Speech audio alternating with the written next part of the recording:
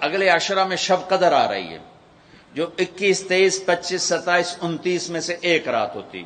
ہمارے پاکستان میں صرف 27 کو لوگ جاگ رہے ہوتے ہیں.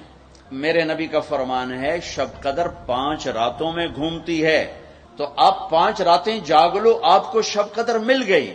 انا انزلناه في ليلة القدر وما ادراك ما ليلة القدر ليلة القدر خير من 1000 شهر. چلیں ہم آپ کو ایک رات دیتے ہیں، آپ کی امت کے مرد عورت جاگ لیں، 80 سال سے زیادہ اجر لکھ دیا جائے گا. یہ 5 راتیں ضرور جاگ لیں. چھوٹی چھوٹی راتیں ہیں، تراویح سے فارغ ہوں تو 3-4 گھنٹے کی رات باقی رہ جاتی ہے. کچھ نفل پڑھ لو، کچھ قرآن پڑھ لو، کچھ دعا مانگ لو، کچھ ذکر کر لو، اور لوگوں کو معاف کر دو. معاف کرنا بھی بہت بڑا عمل ہے، ورنہ عمل رک جائے گا. دل میں بغض ہو تو اٹک جائے گا معاملہ.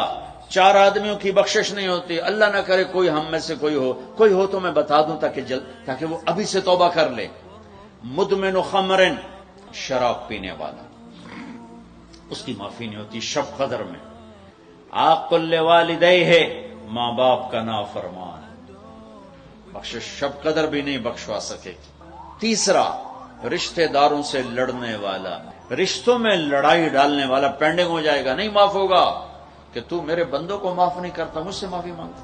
بھائی بہنوں، کوئی کسی سے لڑا ہوا ہے تو اللہ کے واسطے رمضان کی محنت ضائع ہو جائے، شب قدر کا جاگنا ضائع ہو جائے، اس سے بہتر یہ ہے کہ ہم صلح کر دیں، معافی مانگ لیں، معاف کر دیں، سینے سے لگا لیں، درگزر کریں. چوتھا کون ہے؟ کینہ رکھنے والا. کینہ کیا ہے؟ کہ میں ان کو نقصان پہنچانا چاہتا ہوں. اب اس کو کہتے ہیں کینہ. میرے بھائی بہنوں، کسی کو نقصان پہنچانا، کسی کا بغض، رشتہ داروں سے قطع تعلق، ماں باپ کی نافرمانی، شراب کا پینا، یہ شب قدر کو بھی بے قیمت کر دیں گے.